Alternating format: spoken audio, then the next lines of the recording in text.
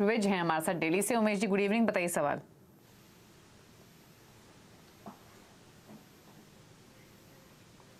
चलिए इनकी phone line disconnect हो गई है, बट क्वेश्चन ले लेते हैं। सवाल इनका आईआरसीटीसी पर है।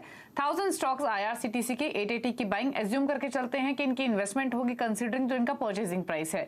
तो मानस 750 के पार तो निकला था, वापस प्रॉफिट टेकिंग आई है और काफी समय से इन्हीं लेवल्स के आसपास घूम रहा है, बहुत ज्यादा चला भी नहीं है ये स्टॉक। अब क्या सजेशन है इनके लिए, इन्वेस्टमेंट अगर है इनकी आईआरसीटीसी में तो? देखिए, निवेश के नजरिए से तो आई थिंक एक बार चांस लेना चाहिए, अपनी पोजीशन में बने रही है, क्योंकि स्टॉक अपने 200 डे मूविंग एवरेज के ऊपर ट्रेड कर रहा है। Medium to long term chart अभी तक खराब नहीं हुए हैं, उसके लिए तो शायद 670 के नीचे की क्लोजिंग खराब होगी, उससे पहले आई थिंक अपनी पोजीशन में बने रह सकते हैं। एक बार 770 740 750 के ऊपर निकलेगा तो रैली फिर से रिज्यूम हो जाएगी और शायद उस केस में आपको 820 830 तक के स्तर देखने को मिलेंगे। तो आईआरसीटीसी में बने रहने की सलाह रहेगी, 670 के नीचे स्टॉप लॉस रखिए।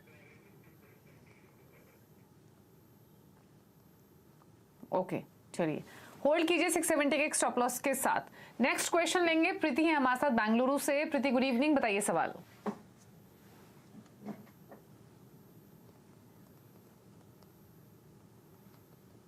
प्रीति प्लीज अपना सवाल पूछिए। हेलो, चलिए शायद इनको जी अपना सवाल पूछिए। प्रीति फोन लाइन पर मौजूद हैं।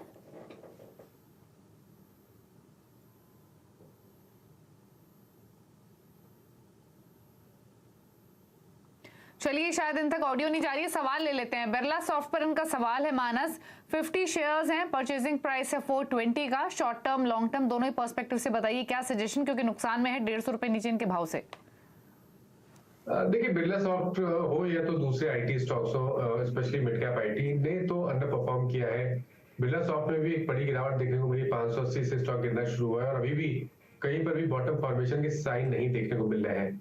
और मेरा समझना है कि जो ट्रेंड रिवर्सल पॉइंट है वो 300-305 रुपए के आसपास है। जब तक उसके ऊपर नहीं निकलेगा कोई मेजर मूव देखने को नहीं मिलेगा। लेकिन क्योंकि स्टॉक अपनी सपोर्ट के आसपास आ गया है तो मैं निकलने के लिए नहीं बोलूंगा। आई थिंक 240 का स्तर ध्यान रखिए, उसके नीचे जब तक ना जाए आप अपनी पोजीशन बने रह सकते हैं। और अगर एक बार 300 रुपए के ऊपर निकलेगा तब आपको फिर से रैली रिज्यूम होते हुए दिखेगी। उस केस में 420 440 तक के स्तर वापस देखने को मिल जाएंगे। ओके चलिए, तो होल्ड करने की सलाह है बिरला सॉफ्ट। अमित पथरिया हमारे साथ दिल्ली से मौजूद हैं। अमित जी नमस्कार, बताइए सवाल।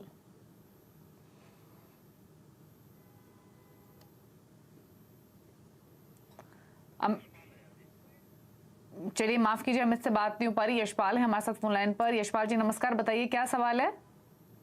मेरा सवाल है, मेरे पास सिप्ला के 100 शेयर्स हैं। हेलो, ओके, सिप्ला के 100 स्टॉक्स किस भाव पर लिए हुए हैं आपने? बाइंग है 1152। ओके 1152, 1152। ठीक है। और ये इन्वेस्टमेंट है आपकी या ट्रेडिंग का व्यू है? इन्वेस्टमेंट।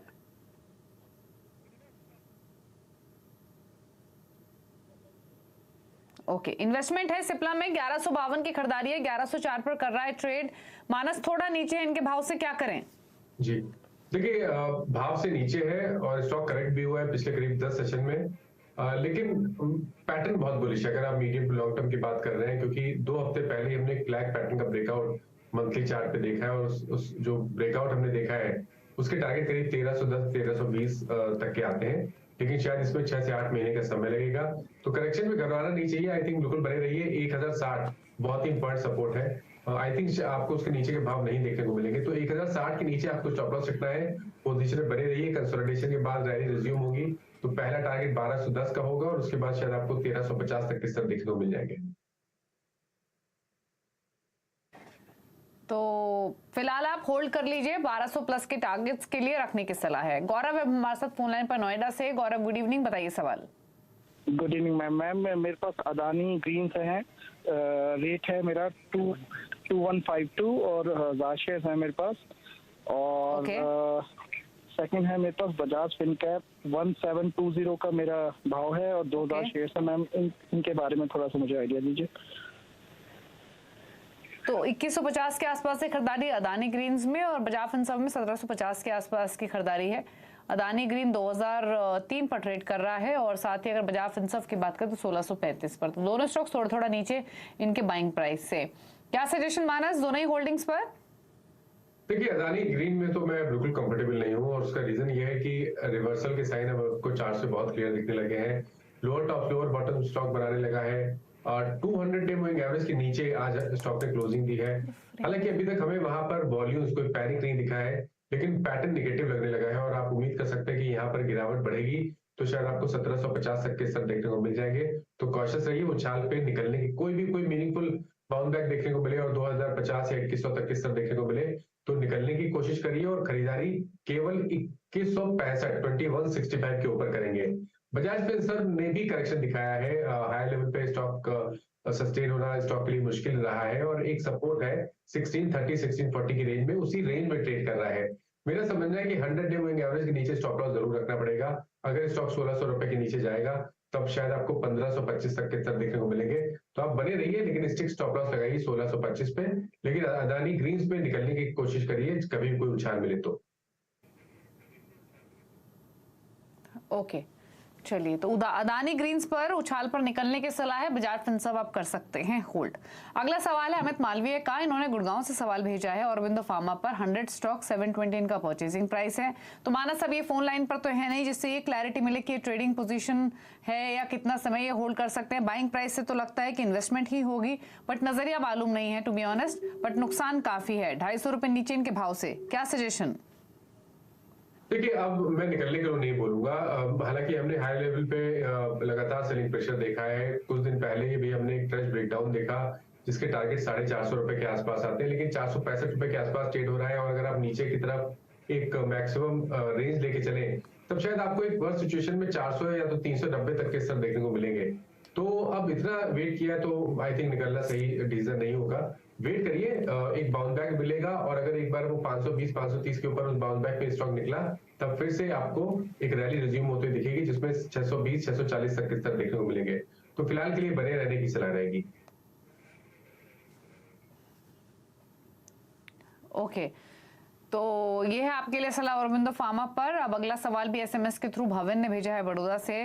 मैसगांव डॉक पर उनका सवाल है, उन्होंने 350 शेयर्स खरीदे हुए 680 के प्राइस पे। तो Mazagon dock ship builders 680 purchasing price है मानस, फिलहाल 100 रुपए से ज्यादा का मुनाफा। क्या सजेशन? देखिए ये पहला साइन है, पिछले 2 दिनों में जिस तरह का मूव आया है ये पहला साइन रिवर्सल का देखने को मिला है, क्योंकि 250 से तो स्टॉक नॉन स्टॉप दौड़ा था लेकिन अब हाई लेवल पे करेक्शन देखने को मिला है। तो देखिए केवल करेक्शन है, मैं निवेश का जो अगर नजरिया है तो मैं समझता हूँ कि आप बिल्कुल बने रह सकते हैं, लेकिन क्योंकि प्रॉफिट को प्रोटेक्ट करना जरूरी है इसलिए 750 रुपए के नीचे स्टॉप लॉस रखिए। अगर उसके नीचे जाए जो कि 20 डे मूविंग एवरेज है तब आपको निकलना पड़ेगा, क्योंकि उसके इसमें करेक्शन डीप हो सकता है और 640 तक के स्तर देखने को मिल सकते हैं। तो एक स्टिक स्टॉप लॉस के साथ आप बने रह सकते हैं, 750 का स्टॉप लॉस लगाएं। ओके तो होल्ड करने की ही सलाह है।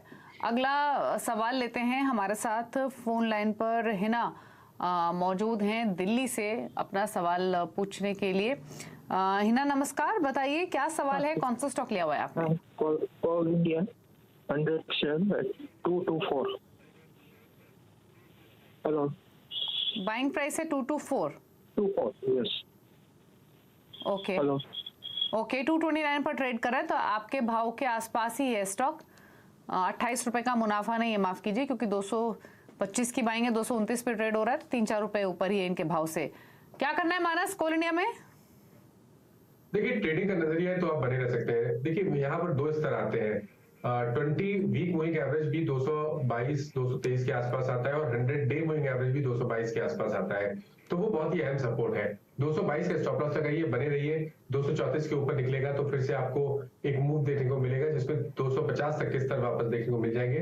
तो 222 के स्टॉप लॉस से बने रहिए कोल इंडिया में। ओके तो होल्ड करने की सलाह है, कोल इंडिया फिलहाल आप रखिए। चलिए तो ये सजेशन है और इसी के साथ एक ब्रेक के लिए भी रुक रहे हैं, लौटेंगे तो कुछ और क्वेश्चंस करेंगे पिक, सोशल मीडिया से मिलेंगे सवालों को, जल्द वापस आते हैं।